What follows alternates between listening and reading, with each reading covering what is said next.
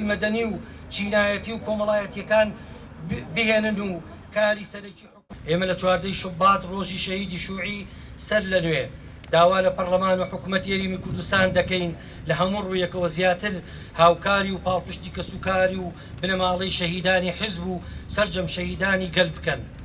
ئەمەش لە ڕێگەی ڕێزگرتن لەو بنەماڵە تێکۆشەرانە و یاد و مێژووی قوربانیدانیان.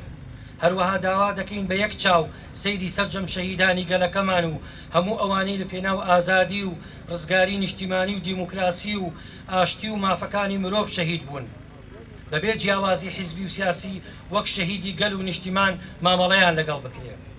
هەڵبەت ئێمە لە 14 شوبات ئەوەش دەڵێن کە تەنها هاوکاری مادی و معنەوی بنەماڵەی شەهیدان بەس نییە بۆ ڕێزگرتن لە مێژووی خەبات و جانفیدایی شەهیدانمان، بەڵکو ئەوە ئەرکی سەرشانی حکوومەتی یاریمی کوردستانە و گەورەترین وەفاداری و بەرزڕاگرتنی ناو فیداکاری شەهیدان بەوە دەکرێت کە بەرگری لە دەستکەوتەکانی گەلی کوردستان بکرێت.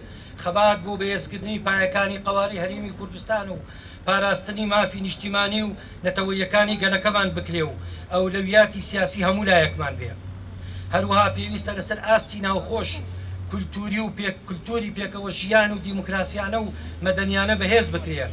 حکوومەتی کوردستان دژ بە جیاوازی چینایەتی و نادارپەروەری و ستەمی جۆراوجۆری کۆمەڵایەتی و مەدەنی بوەسێتەوە. ئەرچی هەموو لایەکمانە بە یەکشێتی و یەک ڕیزی خەباتی بۆ بکەین، ئەویش نەک تەنها لە چوارچێوەی وتار و لە چوارچێوەی نووسین و لە چوارچێوەی قسەدا، بەڵکو بتوانین قسەکانمان وتارەکانمان نووسینەکانمان یەک بخەین بۆ سەرکەوتی گەلەکەمان و ئەوەش مافێکی ڕەوای گەلی کووردە کە بتوانین خۆی دوا ڕۆژی خۆی دیاری بکات.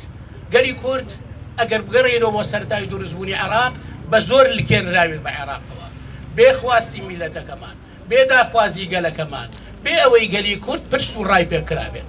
لەبەرەوە مافی خۆشێتی گەلی کورد کە هەوڵ بدەین بۆ ئەوەی وەکو گەلانی دنیا ئێمەش ئازاد و سربەست بین، کە ئەمەش نە پێچەوانەی یاسایە، نە پێچەوانەی یاسانە دەوڵەتەکانە، نە پێچەوانەی بیر و باوەڕە ئازادەکان و هەموو ئەو شەڕاعی و بیر و باوەڕانایە کە حکم و حکومڕانی لە هەموو دنیا ئەکات.